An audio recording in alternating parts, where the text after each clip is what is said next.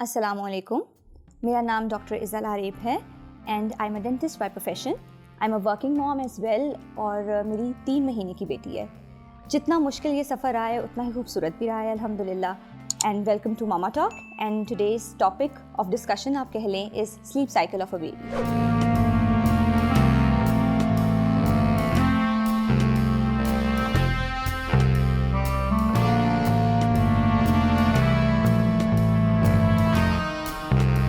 Talking about sleep cycle तो यही चीज़ दिमाग में आती है कि नींद क्यों ज़रूरी है। नींद हमारे लिए जिस तरह से ज़रूरी है इसी तरह से बच्चों के लिए भी बहुत ज़्यादा ज़रूरी है। उनकी फ़िज़िकल ग्रोथ के लिए ये बहुत ज़्यादा ज़रूरी है। उनकी इम्यूनिटी इससे बहुत ज़्यादा बूस्टअप होती है और उनका जो है पूरा एक डे टाइम रूटीन जो बनती है, उनका खेलना कूदना, वो सारा इस स्लीप के ऊपर बहुत ज़्यादा डिपेंड करता है। और इस चीज़ को अब क्योंकि बच्चा छोटा है उसको हमने ही मदद करनी है। बच्चों के लिए शुरू में ज़ाहिरी बात है एक माँ ने ही सब कुछ करना होता है, एक माँ ने ही बच्चे को हर तरह से लेके चलना होता है।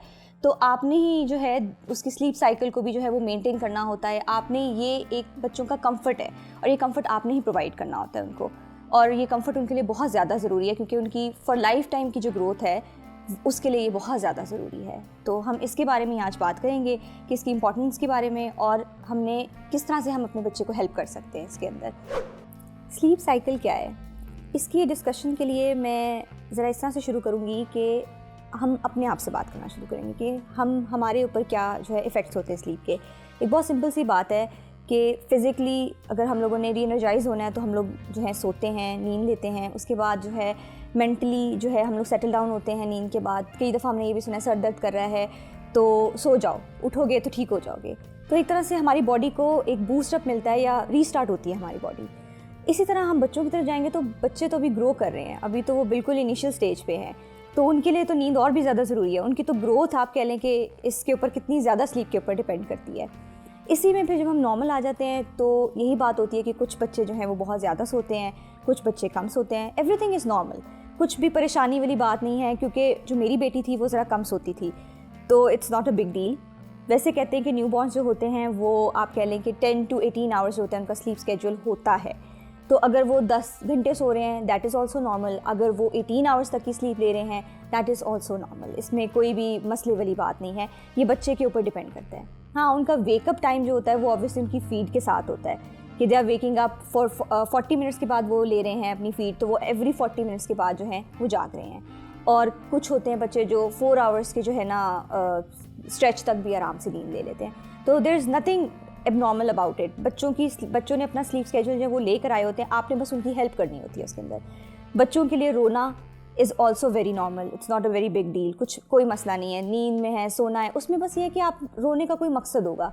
आपने उस मसले को जो है ना वो आपने रिकग्नाइज़ करना है और उसको रिमूव करना है। जिस तरह से कोई भी बात हो सकती है, बच्चे का पेट नहीं भरा हुआ, उसने दूध पीना है। फ्रीक्वेंट फीडिंग्स होती हैं छोटे बच्चों की, न्यूबॉर्न बेबीज़ की फ्रीक्वेंट फीडिंग्स होती हैं। इवन 2 to 3 मंथ्स तक के बच्चों की भी फ्रीक्वेंट फीडिंग्स होती हैं। 1 घंटे बाद ले रहे हैं, 2 घंटे बाद ले रहे हैं, इट्स टोटली नॉर्मल। तो आपने उनकी ये कॉज को रिमूव करना है कि अगर पेट जो है उनका भरा हुआ नहीं है उनको वो आपने देना है। उनका एक नैपी होती है, बच्चों का होता ही क्या है, सिर्फ उनकी नैपी चेंज होनी होती है, उनको जो है भूख लग रही होती है, उन्होंने सोना होता है। तो इन्हीं सब चीज़ों को जो है ना वो आपने जो है अपना फोकस जो है ना वो रखना है। अब नैपी चेंज हो सकती है, उसके बाद बेबी जो है वो काम डाउन हो सकता है। दूसरी बात, टेम्परेचर रेगुलेट करना बहुत ज़रूरी होता है। अपने हिसाब से ही बच्चे को देखें, ज़्यादा गर्मी तो नहीं लग रही, ज़्यादा सर्दी तो नहीं लग रही, ये सारे रीजंस हैं बच्चे के रोने के। तो इन सबको अगर आप रिकग्नाइज़ कर लेते हैं तो आपके लिए और ज़्यादा आसानी हो जाएगी।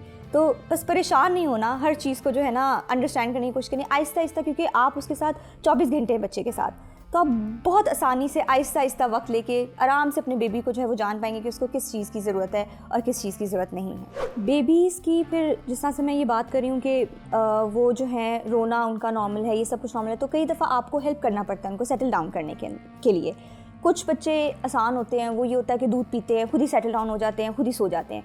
कुछ बच्चे जो मेरे एक्सपीरियंस में आई थिंक कि हर बच्चा सेटलिंग रिक्वायर करता है कि आपको दूध पिलाने के बाद उनको होल्ड करना पड़ता है, उन्हें थपकियाँ देनी पड़ती हैं, उनसे बात करनी पड़ती है, उनको एक काम डाउन करना पड़ता है। तो सेटलिंग जो होती है ना वो बहुत ज़्यादा ईजी हो जाती है बच्चों को सुलाने के लिए।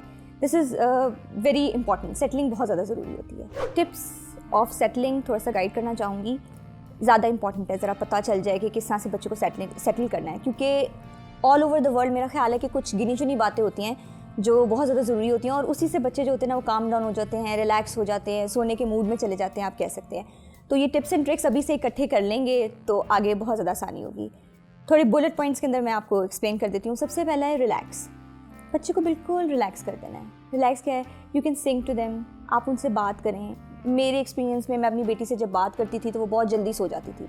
मैं उसको अपने कंधे पे जो है रख कर उससे बातें करती रहती थी आहिस्ता आहिस्ता आहिस्ता आहिस्ता, तो वो बहुत ज़्यादा काम डाउन हो जाती थी। उसको एक अपनायत की फीलिंग आती थी। तो आप जो है उनसे गाना गा कर जो है सुला सकते हैं, आप उनसे बात कर सकते हैं, ठीक है। अगर आप उनको लेके चल रहे हैं तो स्लो रिदमिक मूवमेंट्स रखें, रॉकिंग मूवमेंट्स बड़ी स्लो एंड स्टेडी होनी चाहिए। तो उससे जो है ना वो बच्चे काफ़ी ज़्यादा रिलैक्स हो जाते हैं। उनकी बॉडी लैंग्वेज आपको बताएगी कि दे आर सेटलिंग, वो जो है उनके जो एक टेंशन है उनकी बॉडी में वो रिलीज़ हो रही है। सेकेंड पॉइंट की तरफ आते हैं, that is massage. Obviously massage तो मेरा ख्याल है हर इंसान के लिए, वही हम जब बात करते हैं एडल्ट्स के लिए भी वही चीज़ है, बच्चों के लिए भी वही चीज़ है। तो मसाज भी बच्चों के लिए बड़ा ज़रूरी हो जाता है। ज़रूरी नहीं है कि जब आपने उनको सेटल डाउन करना है तो आप फुल बॉडी मसाज उनका शुरू कर दें, नहीं।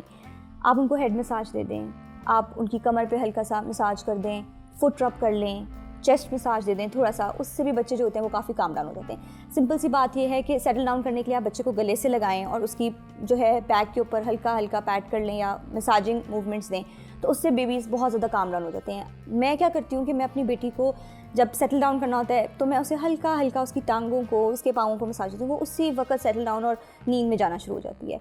तो शुरू में ना आपको टाइम लगेगा अपने बेबी को समझने के अंदर कि उसे क्या चीज़ सूट कर रही है, लेकिन आदत भी आप ही डालेंगे। एक दिन करेंगे, 2 दिन करेंगे, उसको उस चीज़ की आदत हो जाएगी, आपको भी उस चीज़ की आदत हो जाएगी। Let's talk about the third point. Third point हमारे पास आ जाता है कामनेस। ये बहुत ज़्यादा ज़रूरी है। कामनेस का मतलब ये है कि जितना आपकी बॉडी लैंग्वेज के अंदर कामनेस होगी, जितना आप सुकून में होंगे, जितना आप आराम से बच्चे को लेके चल रहे होंगे, उतना ही बच्चा भी रिलैक्स होगा, उतना ही बच्चा भी जो है ना वो आपकी वाइब को पिक करेगा। हमारे आप कह लें थोड़े हाउस होल्ड्स में ये होता है कि मदर्स जो होती है ना वो कामों में, हाउस होल्ड कामों के अंदर इतनी ज़्यादा एग्रेसिवली उसके अंदर वो होती है ना कि वो बच्चों को जब पिक करती है ना तो उनकी वो पिकअप जो मूवमेंट होती है ना उसके अंदर एक सख्ती होती है, तो बच्चे वो फ़ौरन फील कर लेते हैं।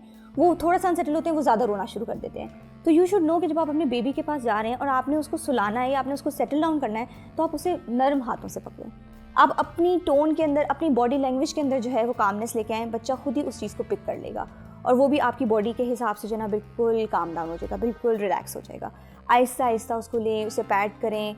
तो आप ये कह लें कि रिलैक्सिंग और कामनेस जो हैं ये 2 पॉइंट्स जो वो इंटरमिंगल कर रहे हैं कि आप रिलैक्स भी करें, बच्चे को खुद भी रिलैक्स हैं तो बच्चा आराम से सेटल डाउन हो जाएगा, वो भी रिलैक्स हो जाएगा, वो भी आपकी बॉडी लैंग्वेज को पिकअप करेगा। अब इस बारे में बात करते हैं कि हमने ये कैसे पता करना है कि बच्चा सोने के मूड में है, सोना चाहता है, ये क्या है। बच्चों के क्यूज़ बड़े डिफरेंट होते हैं। हमें तो नींद आ रही है, बता दिया, जाके लेट गए, सो गए। बच्चे जो होते हैं ना उनके क्यूज़ ही बड़े डिफरेंट होते हैं और उनको पहचानने में बड़ी देर लगती है। अगर आप उनको ना पहचान पाए ना तो आप खुद भी जो होते हैं ना वो क्रैंकी हो जाते हैं कि क्यों इस तरह से हो रहा है बच्चा, ऐसे क्यों कर रहा है, वैसे क्यों कर रहा है। तो उसमें अगर हम देखें तो 3 चीज़ें आ जाती हैं। सबसे पहली और सबसे सिंपल बात तो ये कि बच्चा आपको खुद क्यूज़ दे रहा होता है कि उसे नींद आ रही है। यौन करेगा, ढीला पड़ जाएगा, बेड पे लेटा हुआ है, आंखें उसकी जो है हल्की हल्की सी बंद हो रही हैं, उससे तो वो तो स्ट्रेट अवे आपको पता चल जाता है कि बच्चा जो है ना वो अब नींद में जा रहा है। सेकेंडली आ जाता है कि ज़रा विजुअल मैसेज आपको देना शुरू कर देता है। फेस पे फ्राउनीनेस आ जाती है, ठीक है, आंखें जो होती हैं वो इकट्ठी होना शुरू हो जाती हैं, मतलब परेशानी वाला चेहरा बच्चे का बन जाता है, चिड़चिड़ाहट सी आ जाती है बच्चे के अंदर। तो उससे भी ना आपको पता चल जाएगा कि क्रैंकी हो रहा है बच्चा या इस तरह से हो रहा है, तो ये ना शायद नींद की तरफ जाना चाह रहा है, ठीक है।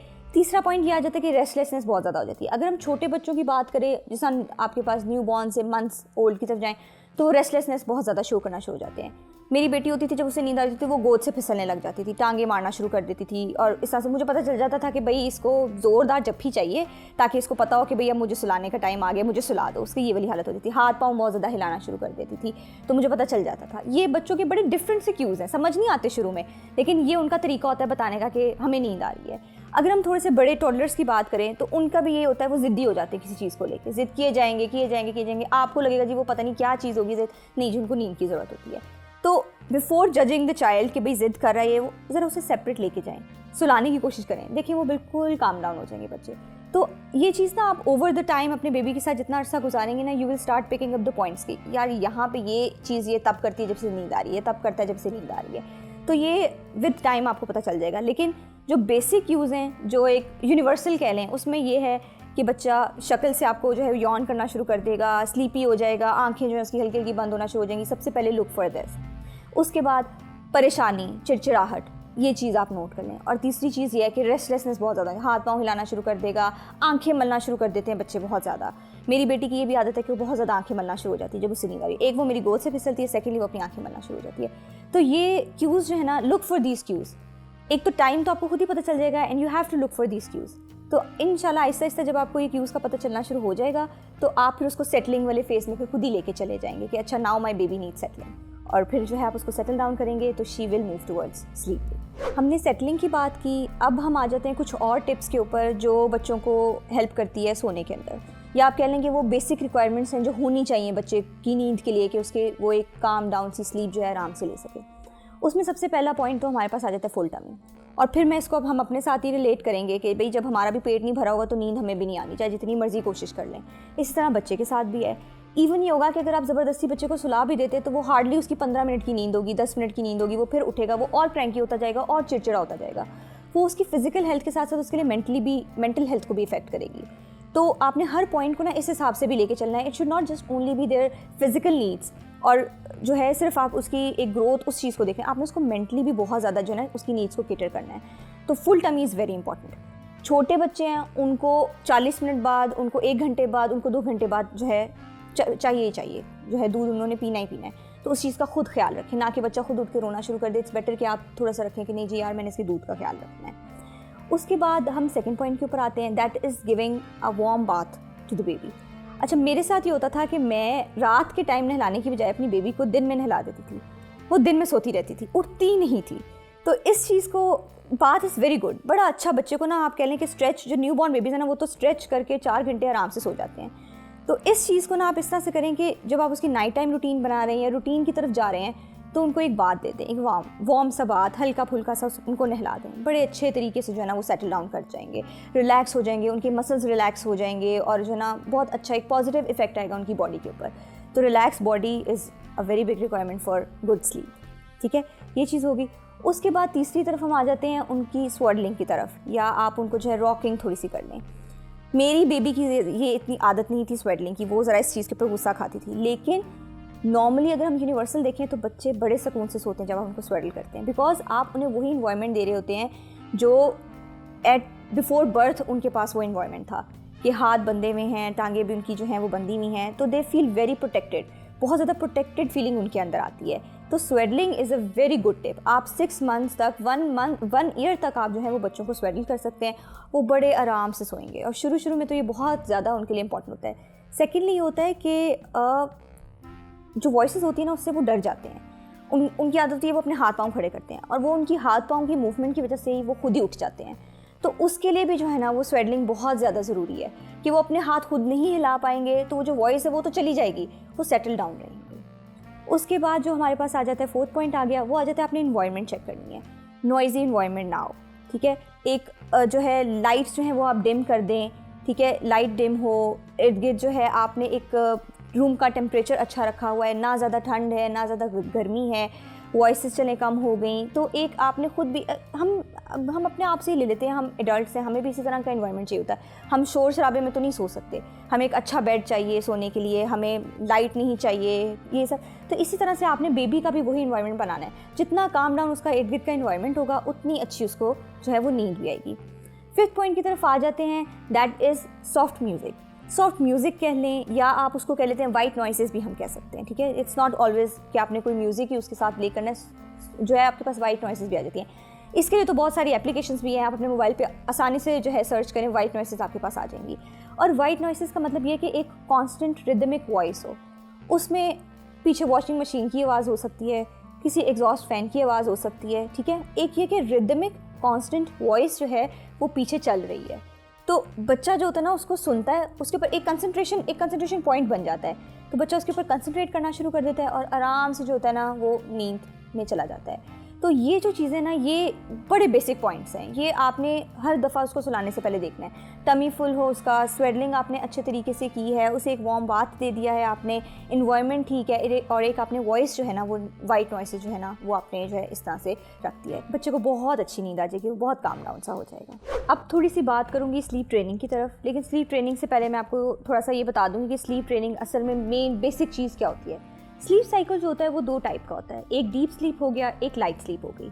इसको अगर हम और ज़रा थोड़ा सा जो है लेमैन टर्म में चले जाएं तो एक डे टाइम स्लीपिंग है, एक नाइट टाइम स्लीपिंग है। डे टाइम स्लीपिंग जो है वो लाइट स्लीप है, वो नैप्स होने चाहिए, वो ये नहीं कि बच्चा 5-5 घंटे लगातार सो रहा है। आई एम टॉकिंग अबाउट जो बच्चे बड़े हो जाते हैं, not the new borns one. New born से 3 मंथ्स के जो बच्चे होते हैं उनको तो उनकी मर्जी होती है उन्होंने कैसे सोना है कैसे नहीं सोना, आपने उसके हिसाब से एडजस्ट करना होता है। जब हम थोड़े बड़े बच्चों की बात करते हैं तो फिर हमने उनको ज़रा उनकी स्लीपिंग रूटीन बनानी होती है। तो उसके अंदर हम ये चीज़ करते हैं कि दिन के जो उनके नैप्स हैं, जो आप कह लो कि उनका डे टाइम स्लीप है या लाइट स्लीप है, वो नैप्स जो हैं वो छोटे हों, एक तो कम टाइम के हों, दूसरी बात ये ज़रा डेली इन्वायरमेंट से रिलेट करते हो। आपको ज़रूरी नहीं कि आप बिल्कुल अंधेरा करें या जी बिल्कुल नॉइसेस होने चाहिए, नहीं, ऐसे नहीं, हल्की फुल्की कमरे में बाहर की रोशनी भी आ रही हो, और हाउस होल्ड नॉइसेस जो हैं वो ये नहीं कि बहुत ज़्यादा शोर करना, लेकिन नॉर्मल जो एक हाउस की वर्किंग है ना वो सारी उस बच्चे तक पहुँच रही हो, और उसका जो फिर नैप होगा ना वो ज़रा लिमिटेड होगा, वो उसकी लाइट स्लीप हो जाएगी। फिर जब हम डीप स्लीप की बात करते हैं तो वो हम रात के जो है उस टाइम की बात करते हैं।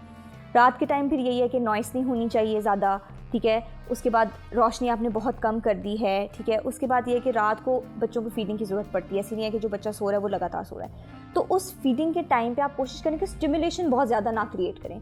आपने उसकी नैपी चेंज करनी है, no extra stimulation, nappy change करें छोटे मोटे तरीके से, बस कि बच्चे को ना इतना ज़्यादा वो एक्टिव फेज़ में ना चला जाए, एक्टिव ना हो जाए।